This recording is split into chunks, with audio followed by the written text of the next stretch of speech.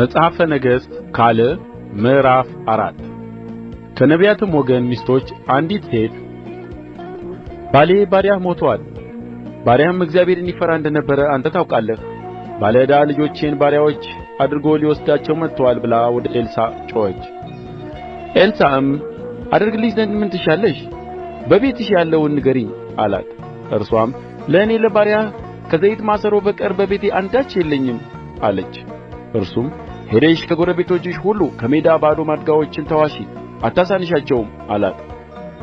ገብተሽም ከአንቺና ከልጆችሽ በኋላ በሩን ዝጊ፣ ወደ እነዚህም ማድጋዎች ሁሉ ዘይቱን ገልብጪ፣ የሞላውንም ፈቀቅ አድርጊ አለ።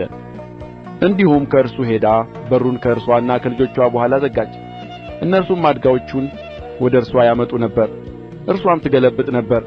ማድጋዎቹም በመሉ ጊዜ ልጅዋን ደግሞ ማድጋ አምጣልኝ አለችው። እርሱም ሌላ ማድጋ የለም አላት። ዘይቱም ቆመ። መጥታም ለእግዚአብሔር ሰው ነገረችው። እርሱም ሄደሽ ዘይቱን ሽጪ፣ ለባለ ዕዳውም ክፈዪ፣ አንቺና ልጆችሽም ከተረፈው ተመገቡ አለ። አንድ ቀንም እንዲህ ሆነ፣ ኤልሳዕ ወደ ሱነም አለፈ። በዚያም ታላቅ ሴት ነበረች፣ እንጀራ ይበላ ዘንድ የግድ አለችው። በዚያም ባለፈ ቍጥር እንጀራ ሊበላ ወደዚያ ይገባ ነበር። ለባልዋም ይህ በእኛ ዘንድ ሁልጊዜ የሚያልፈው ቅዱስ የእግዚአብሔር ሰው እንደ ሆነ አውቃለሁ። ትንሽ ቤት በሰገነቱ ላይ እንሥራ፣ በዚያም አልጋ፣ ጠረጴዛ፣ ወንበርና መቅረዝ እናኑርለት፣ ወደ እኛም ሲመጣ ወደዚያ ይገባል አለችው። አንድ ቀንም ወደዚያ በመጣ ጊዜ ወደ ቤቱ ገብቶ በዚያ ዐረፈ።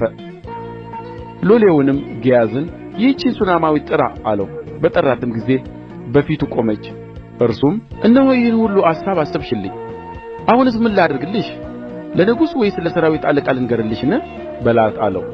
እርሷም እኔ በወገኔ መካከል ተቀምጫለሁ ብላ መለሰች። እርሱም እንግዲህ ምን እናድርግላት አለ። ግያዝም ልጅ የላትም፣ ባልዋ ሸምግሎአል ብሎ መለሰ። እርሱም ጥራት አለ። በጠራትም ጊዜ በደጃፉ ቆመች። እርሱም በሚመጣው ዓመት በዚህ ወራት ወንድ ልጅ ትታቀፊያለሽ አለ። እርሷም አይደለም ጌታዬ እግዚአብሔር ሰው ሆይ ባሪያህን እንዳትዋሻት እለምንሃለሁ አለች። ሴቲቱም ፀነሰች። በዚያም ወራት በአዲሱ ዓመት ኤልሳዕ እንዳላት ወንድ ልጅ ወለደች። ሕፃኑም አደገ። አንድ ቀንም እህል አጫጆች ወዳሉበት ወደ አባቱ ወጣ። አባቱንም ራሴን አለው። እርሱም ሎሌውን ተሸክመህ ወደ እናቱ ውሰደው አለው። አንስቶም ወደ እናቱ ወሰደው። በጕልበቷም ላይ እስከ ቀትር ድረስ ተቀመጠ፣ ሞተም። ወጥታም በእግዚአብሔር ሰው አልጋ ላይ አጋደመችው፣ በሩንም ዘግታበት ወጣች። ባልዋንም ጠርታ ወደ እግዚአብሔር ሰው በፍጥነት ደርሼ እመለስ ዘንድ አንድ ሎሌና አንድ አህያ ላክልኝ አለችው። እርሱም መባቻ ወይም ሰንበቴ አይደለ፣ ዛሬ ለምን ትሄጂበታለሽ አለ። እርሷም ደህና ነው አለች። አህያውንም አስጭና ሎሌውን ንዳ፣ ሂድ፣ እኔ ሳላዝዝህ አታዘግየኝ አለችው። እንዲሁም ሄደች። ወደ እግዚአብሔርም ሰው ወደ ቀርሜሎስ ተራራ መጣች። የእግዚአብሔርም ሰው ከሩቅ ባያት ጊዜ ሎሌውን ግያዝን እነኋት ሱነማዊቱ መጣች፣ ትቀበላት ዘንድ ሩጥና በደኅናሽ ነውን? ባልሽ ደህና ነውን? ልጅሽስ ደህና ነውን? በላት አለው። እርሷም ደህና ነው አለች። ወደ ተራራው ወደ እግዚአብሔር ሰው በመጣች ጊዜ እግሮቹን ጨበጠች። ግያዝም ሊያርቃት ቀረበ። የእግዚአብሔርም ሰው ነፍሱ አዝናለችና ተዋት፣ እግዚአብሔርም ያንን ከእኔ ሰውሮታል፣ አልነገረኝምም አለ። እርሷም በውኑ ከጌታዬ ልጅን ለመንሁ፣ እኔም አታታልለኝ አላልሁህምን አለች። ግያዝንም ወገብህን ታጠቅ፣ በትሬን በእጅህ ይዘህ ሂድ፣ ሰውም ብታገኝ ሰላም አትበል፣ እርሱም ሰላም ቢልህ አትመልስለት፣ በትሬንም በሕፃኑ ፊት ላይ አኑር አለው። የሕፃኑም እናት ሕያው እግዚአብሔርን በሕያው ነፍስህ እምላለሁ አልተውህም አለች። ተነሥቶም ተከተላት። ግያዝም ቀደማቸው፣ በትሩንም በሕፃኑ ፊት ላይ አኖረው። ነገር ግን ድምፅ ወይም መስማት አልነበረም። እርሱንም ሊገናኘው ተመልሶ ሕፃኑ አልነቃም ብሎ ነገረው። ኤልሳዕም ወደ ቤት በገባ ጊዜ እነሆ ሕፃኑ ሞቶ በአልጋው ላይ ተጋድሞ ነበር። ገብቶም በሩን ከሁለቱ በኋላ ዘጋ። ወደ እግዚአብሔርም ጸለየ። መጥቶም በሕፃኑ ላይ ተኛ። አፉንም በአፉ ዓይኑንም በዓይኑ እጁንም በእጁ ላይ አድርጎ ተጋደመበት። የሕፃኑም ገላ ሞቀ። ተመልሶም በቤቱ ውስጥ አንድ ጊዜ ወዲህና ወዲያ ተመላለሰ። ደግሞም ወጥቶ 7 ጊዜ በሕፃኑ ላይ ተጋደመ። ሕፃኑም ዓይኖቹን ከፈተ። ግያዝንም ጠርቶ ይህችን ሱነማዊት ጥራ አለው። ጠራትም። ወደ እርሱም በገባች ጊዜ ልጅሽን አንሥተሽ ውሰጂ አላት።